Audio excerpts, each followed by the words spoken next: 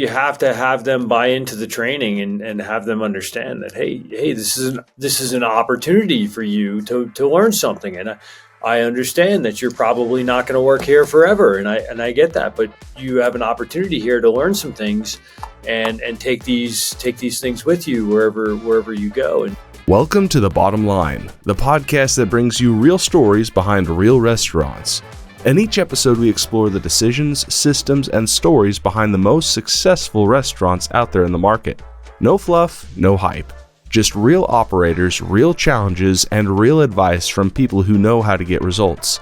Let's get to the bottom line.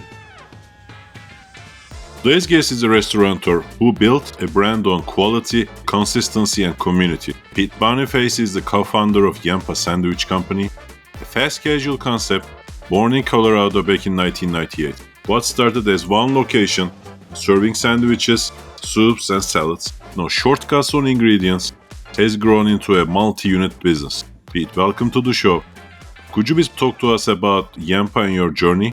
Sure. So in 1998, my partner Dave, he and I went to high school together. We'd worked in restaurants in the past together. We knew we worked well together. We had this idea that there was a gap in the market here in Steamboat Springs, which is, again, a resort community in Colorado.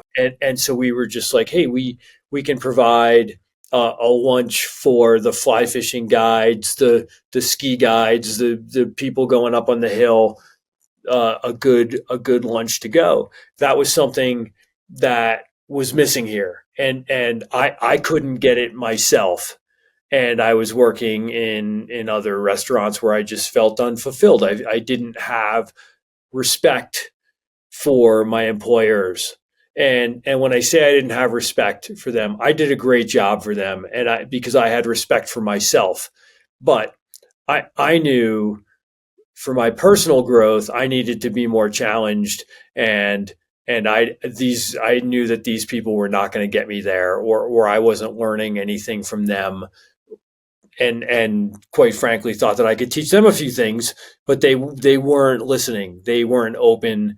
They didn't treat me that way at all. And so anyway, Dave and myself opened up, and our mission was to put out the best product we could, the highest quality, best product we could, and have it be unique and be consistent and show up. And so we opened up, and we were working two jobs. We worked at night pouring drinks to support ourselves while we were trying to grow this business. Well, so currently we're almost in the off season here, right? It's starting to be the off season in between spring and summer, and then in between fall and winter. There's what they call a mud season where it's really not conducive for recreation for that 6 weeks or so, and everybody leaves town. They take off, and then they're like, okay, well, the ski area is closed. My job's done. I'm heading out of town. I'm leaving, and I'll come back when the snow melts and everything dries up and the summer season starts. Well, we decided to stay open every day and be here. And all of a sudden in that first off season, boom, we gained market share because we were there and we were open. So whoever was available was coming to us because we were the only option, right? And that was a huge lesson in just reliability and consistency for me. So we gained a lot of market share. Bang, business took off. We were doing great. We didn't really have any ideas that like, hey, we're going to expand to other markets, anything like that. But this being a resort town, people were coming in from all over the country, all over the region. Oh man, you guys do a great job. I wish you were in our town. That's what everybody was saying. And Pete, at that time, it was sandwiches, right? Was there any other products besides sandwiches? We were doing side salads and soups. We now have a salad program. We don't really do the side salads because they weren't really selling, but that was pretty much it. There were other products to go, fresh baked cookies, trail sausages, jerky, things like that. So that was our business model. We then opened up in Jackson, Wyoming, which is Wow. really the next town north from here. Similar demographics and all.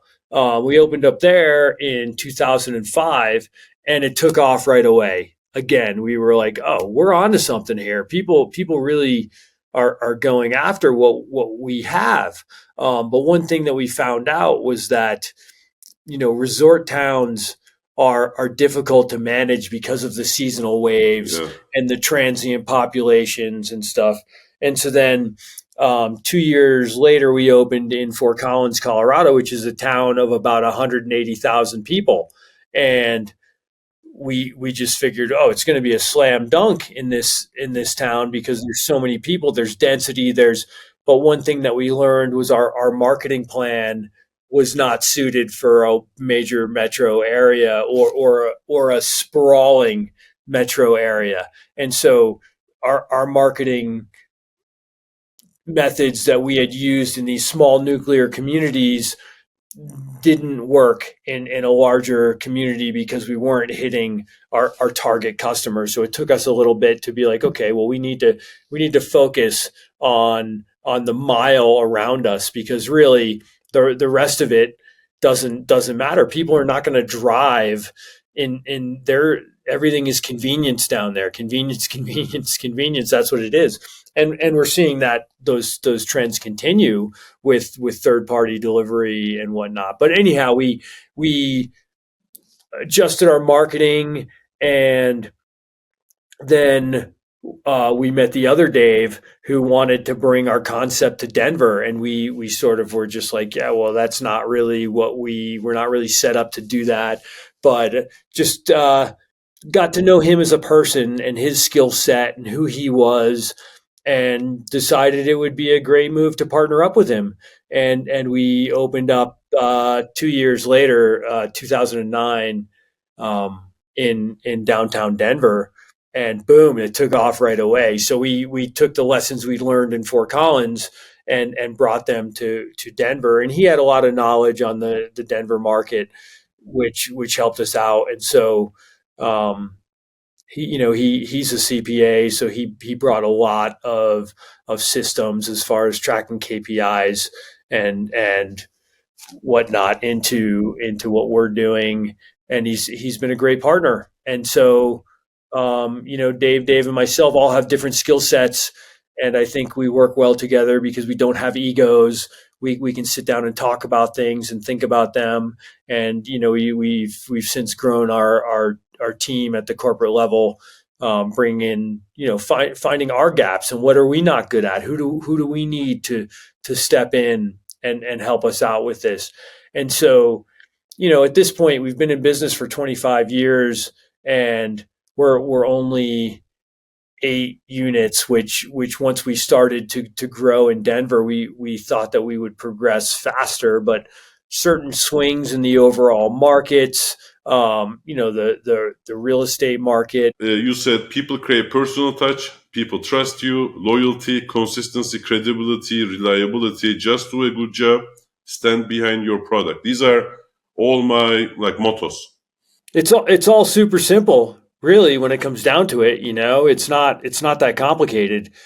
Just obviously, when you're in the restaurant business, you are a customer-based business, right? And it's not just service; it's hospitality, right? So you're trying to provide that hospitality. Just going way back from when restaurants started, it was providing hospitality and a service to people. And so you need to take care of those people, and you have to get them to trust you. And how does that happen, right? It happens through consistency, right? And providing a good product and a good value. Those are things that are constant every day, trying to coach your teams to do a better job with customer engagement and being proactive with the customer experience. So that's something that I've been working on a lot lately. Inevitably, in the restaurant business, you have high turnover in your your stores, we've been really lucky that we have had pretty solid staffs. And that goes back to,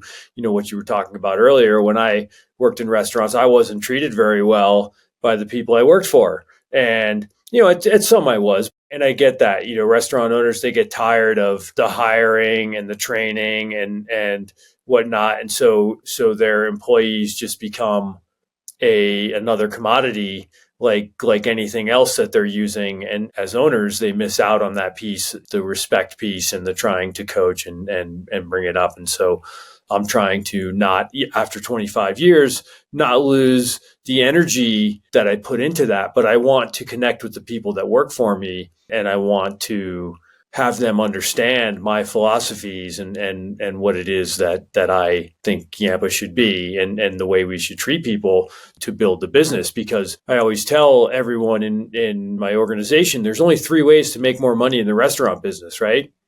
There's only 3 ways.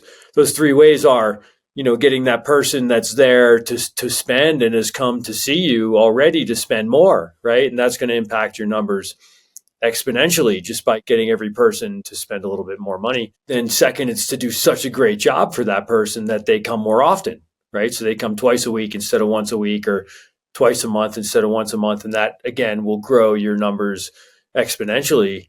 And then the third way is from, new customer acquisition. And that's, marketing. And it takes a lot to gain new customers, and financially and otherwise, a lot of effort and a lot of spend.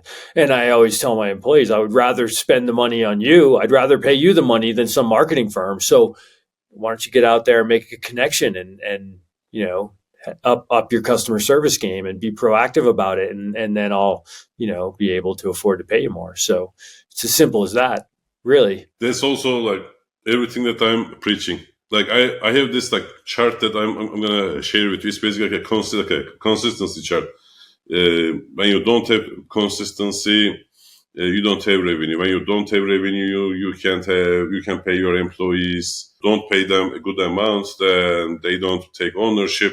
When they don't take ownership, you don't have consistency. When you don't have consistency, like it's basically a circle. One thing I talk about is the sandwich continuum. Everything hinges on everything else. It's this System. It's that right there. And so the systems are created not to have boredom, but just if you systematize everything and you can then repeat it with your eyes closed, the whole system, everybody needs to practice it on the staff. Like, it's practice every day. You're coming in and practicing your game, and how can I execute this more efficiently and faster, better, and put out a better product and do a better job. And every day you have to come in just like a baller and be like, hey, my game is going to be good today and I'm going to win. And, you'll make mistakes and whatnot. But at the same time, if you have that attitude and that mindset that you're going to be present every day and you're going to follow the systems and play the game to the best of your ability, there's no reason you shouldn't win people over. I wrote this article of like goals versus systems. Like, everybody in our industry, we are goal focused, right? I'm gonna raise my revenue by 20%. I'm going to keep my food costs at this percent. All of these are goals. That's one thing that you are aiming to do. You and me both know, like, if you want to lower your food cost by 29%, it's easy, right? Use cheaper ingredients. Like, if you are only aiming to do this one thing, there are 10 different ways of achieving that. But if you want to create something that has a continuum, a system, there is only one way that does work. And that is everything tying into everything else. Everything is part of everything else. In a business, you can't afford to not include all of the different specialties like marketing folks, accounting folks, operations, back of house, front of the house, all of these, and your tech pieces to work separately and detach from each other. Everybody needs to understand how they affect the next guy. Usually when I'm interviewing restaurant owners, I ask them this very simple question: how do your people receive the goods? And they basically wait for 30 seconds and they are like, well, I hope they know how to receive. Because Receiving is the door to inventory counting. Inventory counting is a complicated process. Receiving is a simpler version of it. If you haven't put up anything for receiving, odds are you definitely didn't put up anything for the inventory count. If you don't have inventory count, you don't have your cost of goods sold. If you don't have your cost of goods sold, then you're not really managing back of house. Right. So it starts right there with receiving, and you can have leakage in your receiving if you're not following the systems. But then, you can have all the best systems in the world that you're training people on, but they have to actually do them. Very important. And that's something that's, again, a constant battle is just like, well, why wouldn't you do it this way? Because we're trying to let everyone know the why. Well, this is why we do it this way. These are all things that we're working on as we grow, because I can't be everywhere. Colorado's a big place, and so we're somewhat geographically challenged, and I don't actually know everybody that works in my system. I mean, I know all the leadership team, and we try to meet with them. Certainly once a month we have a leadership call and we discuss these things, but you're relying on them to pass it down, but we're trying to have them buy into the systems and help adjust or create some of the systems so that they have a part in it. If you're just telling them what to do, you need to do this or you have to do that, and you're not giving them the why, or well, what challenges are you having, and how do you see we can fix these things and make these better? And so involving your leadership team, I think, is a key to having that buy-in and getting everyone to follow your systems. That's why I always think about like every single person, like from the host or the hostess, right, to the guy who actually does the receiving, because all of these are unsupervised tasks at the end of the day. In a full-service restaurant, the drinks that come out from the bar are completely unsupervised. You can argue that, in a fine dining establishment, chef approves the dish before it goes out. But a lot of the activities that people in our industry do are unsupervised. So you have to rely on that person to do the right thing. There's a health code, all bunch of risks involved.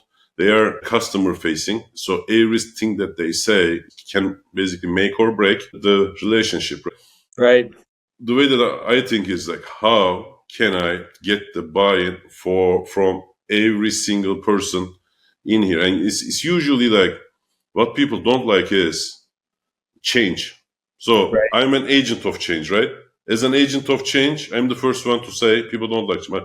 People don't like change that doesn't really matter. So when we wake up as the operators, we are taking a shower and we have a terrific idea. We go and put that up into execution. Tomorrow we have another fantastic idea that people really hate. What people like is stability.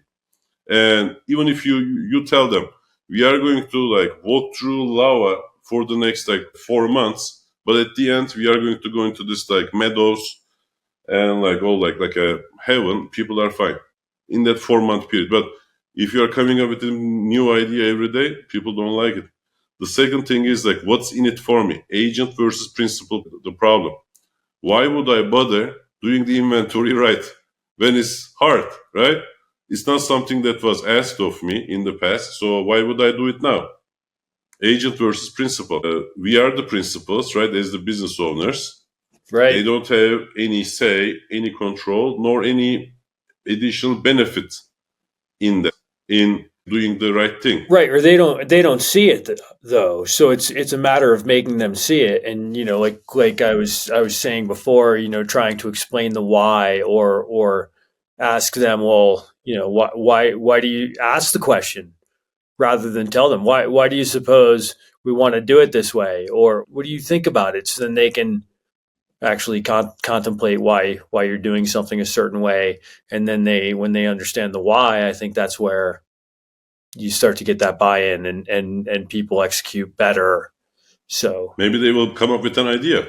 It's always a moving target. Yeah. And maybe they'll give you a great idea, because now at this point, I'm not in the restaurants every single day. I mean, occasionally when I have to, we were super busy a month ago and needed to be some help. And I just jumped right in, and that, that's an opportunity for me to reevaluate my systems and see what's missing. What do what can I add or do to enhance this? Or it's just an opportunity to connect with your crew, show them how you do it as a leader. So lead the charge. And Pete, how do you motivate the employees? You pay them well, right? What else do you do to motivate them? Treat them with respect, give them good amount, good communication. What else? Right. Well, again, first off, we try and pay them well because at the end of the day, it's a job, and they want to be properly compensated, and they want to be treated well. And we try and have that personal connection with as many people as we can in our organization. That's how I try and motivate everyone at the crew level. I also try and inspire them and let them know that I started where they are, and if they want to get where I am. Yeah. Then I know they're not going to work for me forever in a crew position, and understand that this is part of your professional development, and you can learn a lot from me. And I'm very open to being a mentor and discussing my ideas on the business as a whole. These are principles that you can take to any business, not just the hospitality business. That's right. You really can bring it into your personal life. Concepts like being consistent, being reliable, being a good team player. If you bring that stuff to your marriage, you're going to be reliable partner, right? So it goes there too. On our core values, we the number one thing we have on our core values is it starts with you. It starts with you. You need to look at yourself first before we don't want blamers. We want people that want to take action, take initiative, and take responsibility. And that starts with showing up on time, right? That's the first initiative and responsibility. And we'll promote consistency and being a good teammate by showing up on time and being willing to support people, because it starts with you. That's the first step. Yeah. Just trying to have them understand that it's, you can learn something every day if you open your eyes and you listen, and it doesn't have to be a boring job, which it can be, because ultimately it's manufacturing, right? You're manufacturing a product over and over and over and over again through the lunch rush. You look at the ticket and you're just hammering out these menu items, but at the same time, building consistency and trust and value in yourself through doing it properly every day, over and over. You can get to know the guests, what they like, what they don't like, and from their orders, what they are up to. Right. It's an opportunity for you to get to know somebody, which, it's all about community as well, especially in the hospitality business. You want to build your business, build a community around your business. And again, that with the continuum, it goes back to consistency and trust and, being reliable. And that's where people trust you, and you become their spot, and getting to know them. And people, in this day and age with technology, we're all shifting away from that personal connection, right? Like, even pre-pandemic, the phone calls that used to come in, people placing an order on the phone. Now nobody places orders on the phone, or very rarely. It's all through Yes. online ordering systems and technology. And then all these restaurants are going to kiosks now, where people just step up and they can go to the kiosk and place the order, and it comes up, and you're eliminating that human element. And in one sense, I totally understand from an economic standpoint why people are going that way, because that kiosk shows up every day. The kiosk is not going to be late or in a bad mood or whatever. It's going to be reliable and take care of the job effectively and in some ways better. But people are craving that human interaction, I think, to a certain degree, and we don't want to eliminate that from our business, although I know the trends are going that way, and you have to pay attention to the trends. But at the same time, I would rather have customers come in where I can be like, "Oh, hey, Jay, how's it going today? what are you up to? What would you like? Are you having your Ridgeline, or would you like something else today? And just having that little discussion with them, and that sense of community builds the business, because people want to do business with people that they like, and they're not going to like that kiosk any better than the kiosk somewhere else on a human level. So that's something that I think about often, because I'm just like, where is this going? Where is this business going? And what do I need to do to put myself in the best position? And that's something that I don't want to lose, because that's a big part of the joy in it for me, is the customer interaction. Is the customer interaction. I think the the kiosks are there because there are several retailers or restaurants that I went to. I no longer do, but I think a machine would have been the better analog for me to interact, because the employee was just terrible. I Right. prefer to go do my own thing in the back of house than to deal with that employee. So in those situations, when I think the restaurant doesn't have a good handle on the situation, doesn't have good training, good employees that care.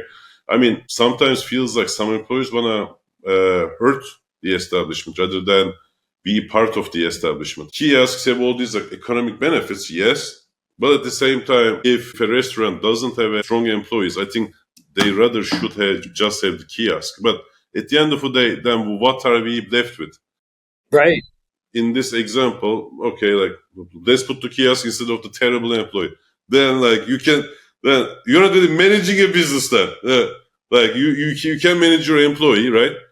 I mean, you shouldn't have hired that employee in the first place. Right. Not Right. everybody is like hospitality qualified, in my opinion. You need to like people in the first place to work in hospitality. Right. Yeah, you want to hire good people. Hire nice people. Really, that's what it comes down to. Hire someone who's a nice person, and someone who cares. Don't hire on experience or Yeah. any of those factors. You can train anyone to do Anyone. anything. And so you have to have a good person. Their ethics and their fundamentals have to be there, and they have to enjoy meeting people and being in contact with people. Which some folks are not, and so that's important. Like you said, you have to have people that are qualified to interact with people. So I think that what's going on is that given the rush, a lot of people got out of the business in COVID, right? Especially on the beverage side, and we work with a reduced talent pool. A lot of restaurants are opening, especially in places like Miami. So everybody's drawing from the pool, and employees know that. A lot of these employees know that if you basically give them a lot of goals and targets and performance appraisals and all that they can just like go and work in the next restaurant over. Again, this goes back to the you need to generate enough profit in order to pay something of a higher wage, and with that higher wage now you have access to a better talent pool, a talent pool that you can manage like a business. Because in this example that I give you with the kiosk and a terrible employee, I'd rather deal with the kiosk, a kind kiosk, than a horrible human person, right? Right. They screw themselves over, like the operators, because they put that person in front of me. They don't generate enough money because their business doesn't allow it. By putting that person in front of me, I will never go to that restaurant again. Thus, their revenues will be low. Yeah, so training is key too. You have to have them buy into the training and have them understand that hey, this is an opportunity for you to learn something. And I understand that you're probably not going to work here forever, and I get that, but you have an opportunity here to learn some things and take these things with you wherever you go. And so that's where I have to be committed to trying to help them and coach them and have them grow as people, not just team members. And so I think that's an important piece, is just trying to help my my crews grow as people personally, and in that way hopefully they feel fulfilled working for me. And it's really hard to connect with everybody when you have a lot of people, and certain people aren't going to connect with you because they might not have been the right hire in the first place. But you have to still strive for it. That's right. Have their best interests in mind for you, as because that's what's going to help your business ultimately, because they're going to perform better, and then as a result, your business will perform better, and then again, as a result, you can pay them more, and they can be more satisfied, and some of that doesn't just come with the pay, but it comes with involving them, again, in what's going on, having them have buy-in, having giving certain KPIs to crew members. Most of them have worked in a number of different restaurants. They don't even know how the business functions. They have no idea because no one ever taught them. Well, hey, this is how the business functions, and we need you to have an understanding of your position and the value of your position. And so if you want to spend that hour with one of your employees a week and do a formal review. So yeah, those are the things that we try and do. And I think we've been successful for the most part with it. We have good customer ratings. People like what we do. Try and create really craveable items that are unique and then execute. Colorado's expensive, and we're just trying to sell a lunch and keep it at a price point, and so it makes it hard to find real estate that's going to be good for us. And so we've tried to be disciplined and keep our growth. Only go for deals that we know we can win. And that's slowed our growth down. But at the same time, we're all very satisfied individuals and enjoy what we do. And so I don't need to take on a partner or go into a deal that's going to be risky, that will jeopardize the entire business. Right. Yeah. I'm not greedy. I do it because I love it. I believe in what we do, and I want to be a value add to whatever community we go into. And I don't, and those are part of our, our core values. And so, sticking to that, we should minimize any bad moves just by taking it slow and being thoughtful and being ourselves, being true to who we are. So after Dave came in, you said he's a CPA, he brought in systems, tracking and all that. So, managing 3 or 4 locations to now, operating 8 locations. What changed? And I would love to learn more about how do the 3 partners split responsibilities. The first Dave, what does the first Dave do, and what does the second Dave do? What's changed was, I guess, in that period, then it was 2 years to the third, 2 years to the fourth, and then it was like another, it was like a year to the fifth, and then all of a sudden, I found myself like running around everywhere, trying to make sure everything was made consistently. And at that point in time, we were making everything in house, all our sauces, all our chutneys, all our soups, making our own cookie dough, doing everything in house. And as the business grew and the volumes got more intense, I was having a hard time with consistency. So I did a couple things. First off, I took the recipe book from text form and we put it onto a digital platform where it's now recipe cards are photos step by step rather than just text line items. There's visual interaction with them as well as a video on how to execute the recipe embedded in that. And that's all on an online operating system that we use. So now your team comes in the morning, they open up the system, it goes to the opening checklist, restroom checks, temp logs, prep lists, all that stuff. So they can just go through the system and check things off as they go. And it should be a lot easier for them to operate, to execute, and to train with the new systems that we put in place. As well, then I started to peel things back from the stores and the store level, because we had grown enough and we had enough volume that I could go to co-packers in Denver and work with a chef there. And so, like, this is my mom's cranberry chutney recipe that we're making in all six stores at the time. And so you scale it up. You're like, okay, make it with that chef in a 2.5 gallon batch like we're doing in the restaurants, and she sees it. And then we go to a 5 gallon batch, then to a 200 gallon batch, then to a 500 gallon batch. And they know how to scale it up, measure viscosities, pHs, all that kind of stuff. And then all of a sudden I was finding that we could actually produce the items a lot cheaper through these co-packers, because you're buying everything by the pallet rather than each store buying a 50-pound box or whatever. And you're eliminating the labor, and it's more consistent and it's safer. They make it in these giant steam kettles. Consistency. Those were things were instrumental as far as me and my job, and making it a lot easier.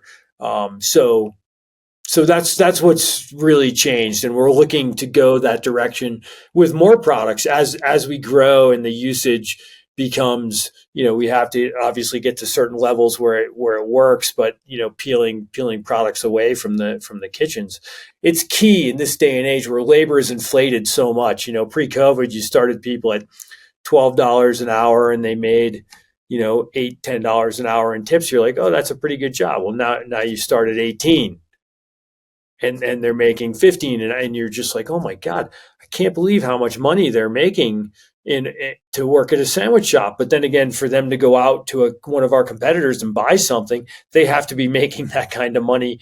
Rent's gone from $500 a month to $1,000, so they need to make that money in order to live. So it's interesting. Yeah, so those are the things that changed, I think, and just our communication, embracing technology, and operating our business as a larger entity was something that really has helped a lot and helped us keep control of it and keep our profitability where we want it to be. Then, as far as what Dave and I do, we just try and look at who we are as people. Dave number two, who's the CPA, he's a numbers guy. He's not an operations guy, and he's not actually like a people person. But he's great at crunching the numbers and telling the story. Doing those things, which is something that I'm not great at. I'm good at cowboy math, and I understand that stuff. I have a degree in economics, and I know how everything works.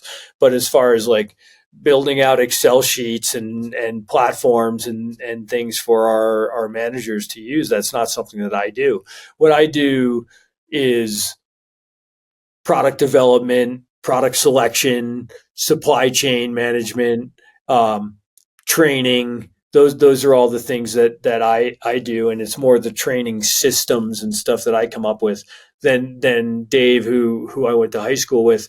He's an operations guy. He needs to be in the stores, being active, meeting the people, talking to the teams, and trying to inspire them and show them, set the pace, and teach them how to do things. He's a better hands-on teacher than I am, and he also is great at communicating with our guests. So he handles any guest complaints or guest compliments. We have a platform that gets us everything that's out there that anybody might review one of our stores, and he can respond to that, and he does a great job with that. So so we're all sort of trying to stay in our own lanes in order to have things operate efficiently, but we do collaborate well. So that's pretty much how it works for us.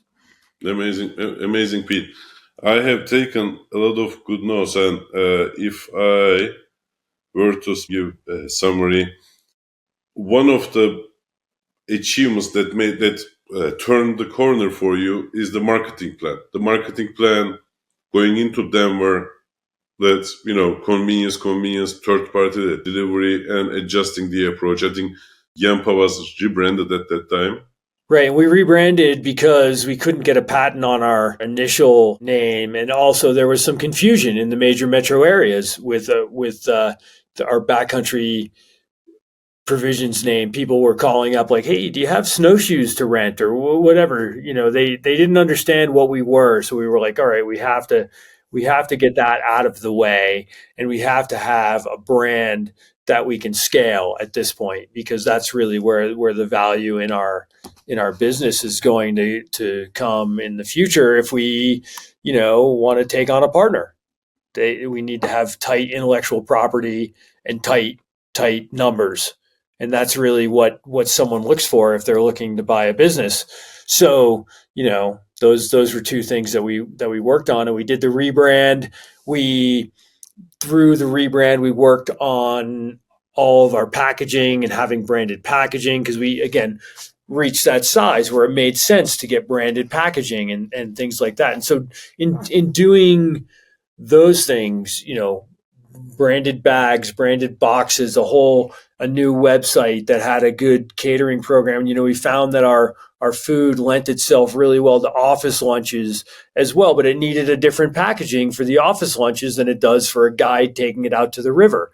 So we enhanced our packaging and all that. We did all this pre-COVID, and then we were realizing at that point in time, several years before the whole COVID thing happened, it was probably a couple years before that we launched this program, that 60% of our food was going out the door, which is how we were originally designed. Even though when we opened up in the metro areas, we had more seating in those restaurants for people to come in and sit down. But even so, at those stores, still 60% of the food was going out the door, going to office lunches, catering for office lunches, law firms, accounting firms, you name it. People are ordering, and we're wheeling out these sandwich trays and bringing them up the elevators and dropping them off in all these firms. And then COVID hit, and we were just like, oh my God, what is going on here? How's this going to look? What do we do? Nobody knew what to do at that point in time. And we were just like, okay, we gotta just hang on and see what happens. Go to a skeleton crew, to our leadership, tell everybody else, hey, get yourself on unemployment and we'll let you know if we can keep you going or not. And we ended up doing great because we were already set up to send food out to go. And we ended up, a lot of that catering work dried up in the inner cities because people weren't going to their office. But people still wanted to support their restaurants, and our packaging and our online ordering systems and the ability for people to order online, come in, pick up, contactless, all that. We were already set up for it. And so we looked really smart, and we ended up doing well during that time. And then, of course, the post-COVID, everybody wanted to go out again and get out in the restaurants. And so we saw a time of extreme growth in our business, which was great, but it was tough to handle. We had to buckle up and strap our helmets on and get it done. It was tough, but now we're seeing, a downturn again. You're seeing a downturn here, and so what is it? 5 years later, after that, you're seeing things swing the other way, where things are tightening up. And so just really at the end of the day, you in these downtimes, the downtimes are when you can make your mark and have the growth happen. And those are the times of the biggest opportunities that I've seen over the last 25 years, not the boom times. The boom times, prices go up because everything's booming. When things tighten up, like Buffett says, when the tide goes out, you see who's not wearing pants, and you'll find we're starting to see restaurants are shutting down. Well, so what happens when they shut down? Well, all the customers that went to their place now are looking for somewhere new to go. And we want to be the place that they come.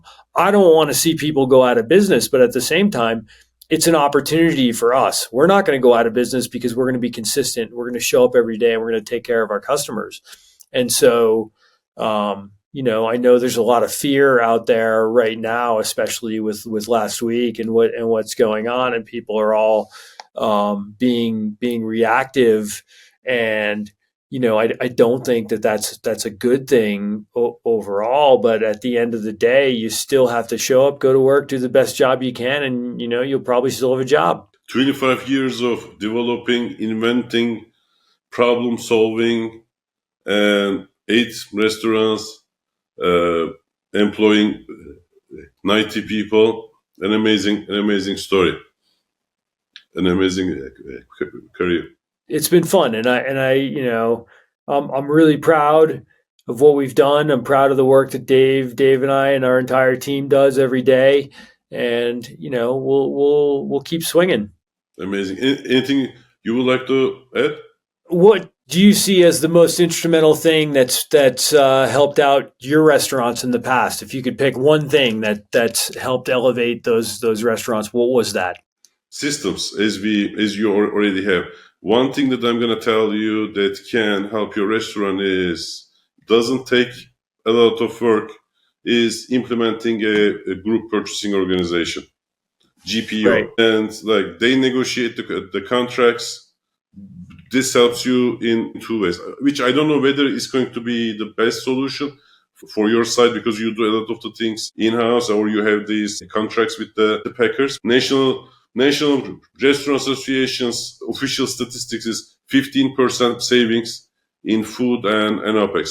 My experience is between 12 and 13%. But I have seen upwards of 20% average savings. And also 10%, between 10 and 20%. Usually the weighted average is like 12 to 13%, which is super substantial if you think about it. Take your food cost, take your OPEX, combine. 15% savings from that is huge and It's massive. immediate cash flow. So you can pump that money into the marketing, into employees, and immediately get more of the continuum. That's why it's the number one step is accounting for us because I want to see what I'm walking into, Right. to know how the company is doing, and or like how the things that we do are gonna change before and after. And number two is GPO because it pumps up immediate money that we can turn around and do a bunch of stuff with it. Those are two. You already have systems and processes and all of these things in place.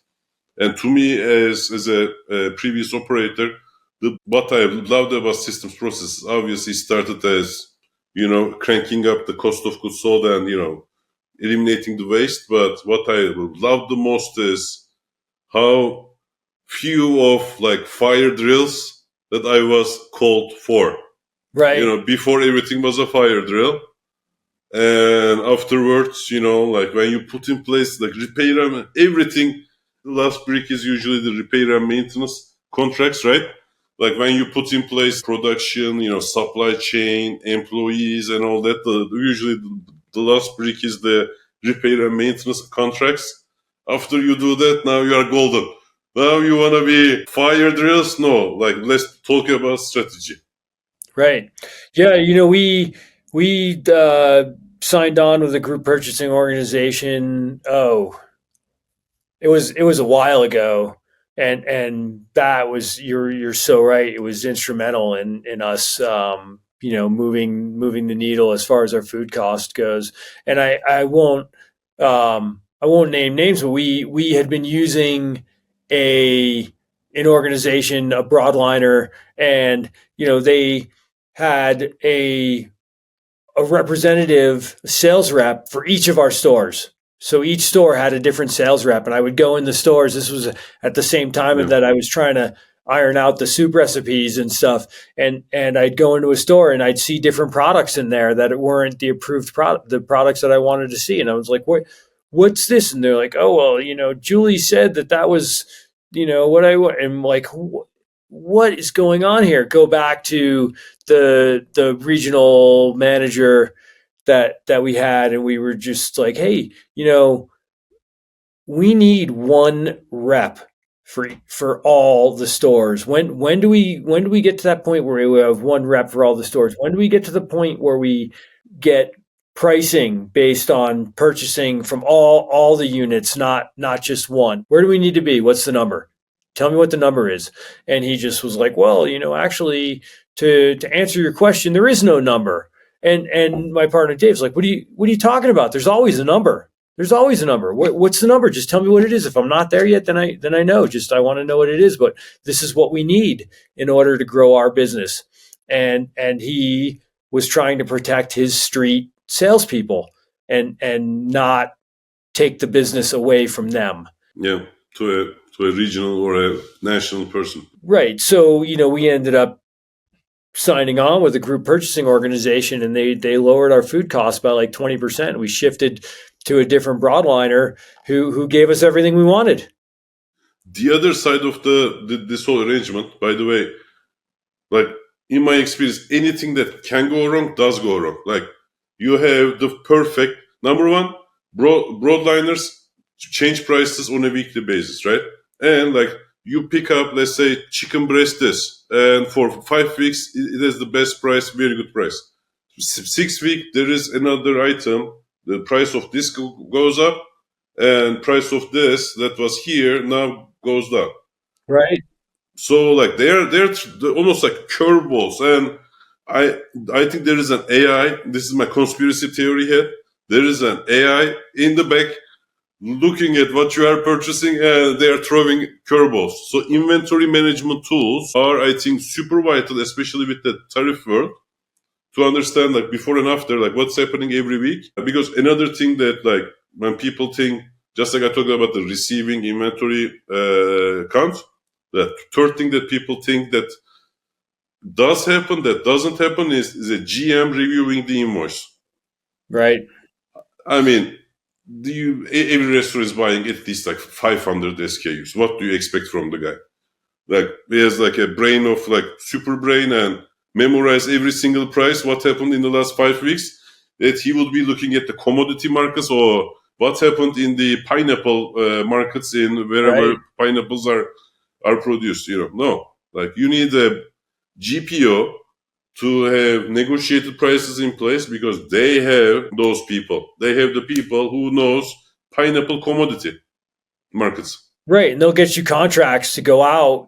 Some of them you can go as far out as 6 months. They'll give you a contract, and you might not get the best price ever because the supplier is like, hey, well, we have to hedge against it going up, but at least we can keep you steady and in the price point where you want to be at, and that way you're making money for the next 6 months. And so those tools are really important for sure. Yeah, it's important stuff. We also recently started working with a new inventory management system where you had to build out all the recipes in the back end, and it syncs with the POS system. So the recipes are built in there, and so when the managers purchase, they can scan the invoices into the system, and then it syncs with your POS system, and so you can target your leakage like that. It'll tell you exactly what's missing or where you didn't make your money. That's exactly right. SKU based leakage analysis, and like I consider us as like the CSI leakage, and here is why. Like when you are looking at the SKU level leakage, and in order to get to that point, you need to nail down both accounting. Accounting needs to be super duper good, and secondly, inventory counts need to be like 100% good. Right. So when you get there, you're looking at the variances, right? And like why is it happening? Like sometimes one restaurant uses chicken thighs instead of chicken breast. Sometimes it's the employee meal. Sometimes it's the folks cooking the steaks, just overdoing it, and like it's going to waste. Or like comp, maybe somebody's like doing a fraud, maybe steal. Right. You can evaluate a lot of that stuff just when you go in and you do your site checks. Just look in the trash. That's right. You can't wing it. Like you said, you have to have tight numbers and tight accounting and tight inventory controls, or else you won't make it in this business. It's a very, very low margin business. And, I think a lot of consumers don't understand that. They'll walk into a restaurant and they'll be like, oh man, this place is so busy. They're printing money. And it's like, well, you know what? They're probably doing 10 cents on the dollar like everyone else if they're lucky. Or a restaurant will close and they're like, why? I wonder why that place closed. It was so busy all the time. Well, because their inventory management systems were not good. Their business model was not operating efficiently, and they weren't bringing money to the bottom line. So even though they had cash flow, they weren't profitable. And Pete, like most restaurateurs, they look at the revenue, right? Revenue, like maximize revenue, marketing revenue. You and me both know that, like anybody and everybody, there is like an imaginary line in front of the door who is like taking your like repair and maintenance, like something broken that needs to be replaced, new something, like a produce guy, this guy, that guy. Do you know how much money like the restaurant that I was managing spending in hood cleaning a year? Oh, probably $100,000, if not more, right? $140,000 in hood cleaning. Who, like outside of the industry, would guess you will spend $140,000 right for freaking hood cleaning? So, like, how many dishes do you need to sell just to clean the hood? Just to clean the hood, right? Just to clean the hood. People don't understand that, and that's an interesting thing that you bring up, because when we look at our numbers and our profitability and where we have opportunities, it's just, again, it's like you have to work like half the year just to get to your break even, and and then you start to make some money, and it's really a challenging business, and there needs to be, right now, in the environment that's out there with all the social media and everything, people feel like they can go into a place and everybody's a food critic and they can just drop a bomb out there to the public. And what they don't understand is that at that business, people are working very hard to take care of them. And, as restaurant owners, we would prefer, just let me know. If you had a problem, let me know and I'll fix it. I'm here to make sure that you're satisfied. But when we're putting out an average of 250 units a day, you're bound to have a problem once in a while with one or an unsatisfied guest. It might not be your problem. It might be their problem. But at the same time, it's just reach out to the... Before you make a TikTok, just reach out. Yeah, just reach out before you throw a bomb on social media like, oh, the place was terrible, my food was no good, or whatever. Like, what gives you the right to beat people down like that? I mean, granted, I want to know if there's a problem because I want to fix it, but that's where the training comes in. Hey, if you can do table visits or callbacks to your catering orders, and hey, just wanted to check in. How was everything? How do we do for you today? That's it. Just that little check. You can cut a lot of those off before they get out there. So. But it's tough business, it's tough business out there. This has been an amazing episode. Amazing speaking with you. I think I said a lot. So the only thing I'd like to add is, hey, if you're in Colorado, check out one of our stores and let me know how it goes. Definitely. We are going to put all the links in this video. Right. You can reach out to me personally. Go to yampasandwichcompany.com. You'll see my email is in there, and you can reach out to me personally if you want to reach out to me. So I'm always happy to have conversations, and this is the fun part of the job, is having conversations with people and getting to meet other individuals like yourself and customers that come in through the door. So appreciate the introduction and the conversation. Thank you very much, Pete. Amazing reviews, everyone, by the way. Check them out. Thank you so much for your time, Pete. Oh, you're welcome. Thank you. Thanks for your time. Thanks for tuning in to The Bottom Line. If you found value in today's conversation, make sure you follow, share, and leave a review. Have a question or need a professional's opinion? Then be sure you reach out using the links in the show notes below. New episodes come out every other week, and until then, we will see you next time.